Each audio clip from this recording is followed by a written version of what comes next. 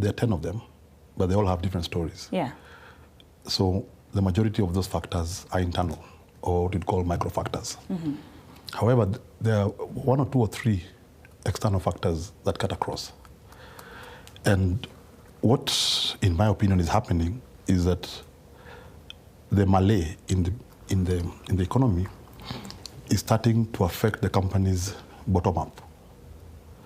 So that the companies at the lower end of the formal food chain are starting to get affected. And these are things we need to fix very quickly because, and if you look very carefully, especially the macro ones, would have to do with the ease of doing business, the cost of doing business, and somewhere in between that. So, of course, we would have to look at each of them individually to know what is eating them.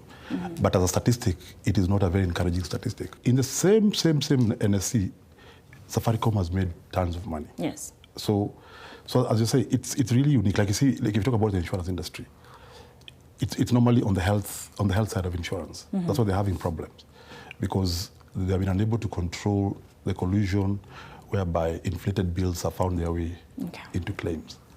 When the cost of human resource became very high, banks started going the technology way, what we'd call channels. They started investing more in technology and less in humans, because they could, and it was profitable and it makes more business sense. However, the more we built our business around technology, I think we only looked at what technology could do to us, but we paid very little attention to our vulnerability to that technology.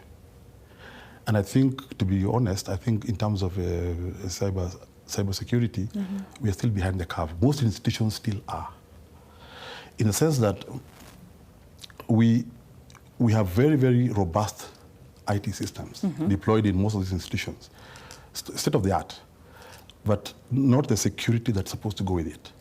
So what happens? So it is those vulnerability areas that are capitalized upon, mostly by insiders, colluding with outsiders, because it's very hard to pull that off without somebody from the inside. So what really needs to happen is they also need to invest heavily in in security systems, which are there. But I think the focus has not been turned to that enough. People are busy building models that could push business along technological lines. If the shilling strengthened by 10% and moved from 100 shillings to the dollar to 90 shillings to the dollar, and the crude also increased by 10%, then ideally there would be no effect, because the dollar, whatever dollars you needed now cost less.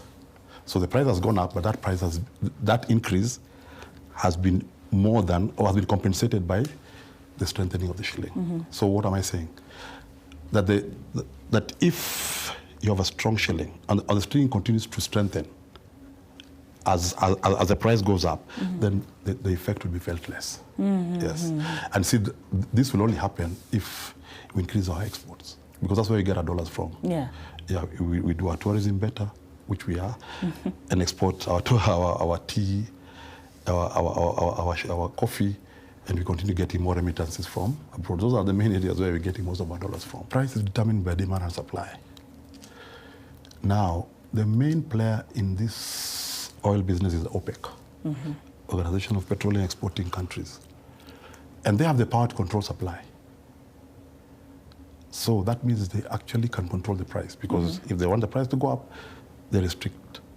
Don't forget, countries where a lot of oil would come from, countries like Libya, Iran, they're on embargo. So their oil doesn't count. So the main players remain around the OPEC people. So those guys actually control how much fuel costs. Yes. And why? Because they can, and because they own the resource. This will not sort out today's problem. So this problem must be solved in other ways. And how that can be solved is, one, I think we lose too much of our food in transportation, in the storage place, and in the storage itself. And some estimate between 20 and 40% of it is lost. So we need to improve what we have right now, so that we can do in a season. to kick off, because you can see there's an element of identifying who's going to be on those things. So you talk about maybe an year's a year lag, but even as I told you, with what we have, we can up production from even if we put it from 1.5 to 3 million to 3 tons per hectare. Already we solve the problem. But again, Kenya, we have problems of having a lot of food in our food basket, and people dying 100 kilometers away. So the question is, do we need to improve our logistic around this food getting to its end user? Because maybe we don't have a food problem. Maybe we have a logistical problem. So in fact, that's a critical factor. You see, this plan presupposes that if you give me water and you enable me, I'm going to farm. But we have to overcome that barrier. That certain areas and certain communities are not farmers by nature.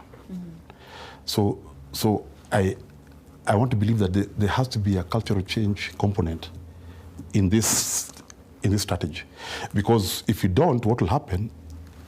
If the communities on the ground resist it, then it's dead on arrival. So you're right in that, yes. But you see, if any rational human being, if you show them the benefit of change, they will change. They will. But if you appear to be shoving it down their throat, they will resist it. So what's the proper way to go through this? The proper way to go about this is start from the known. The known is that in most of the arid areas, you do not have enough food. So we are going to enable you to solve your own problem for a change.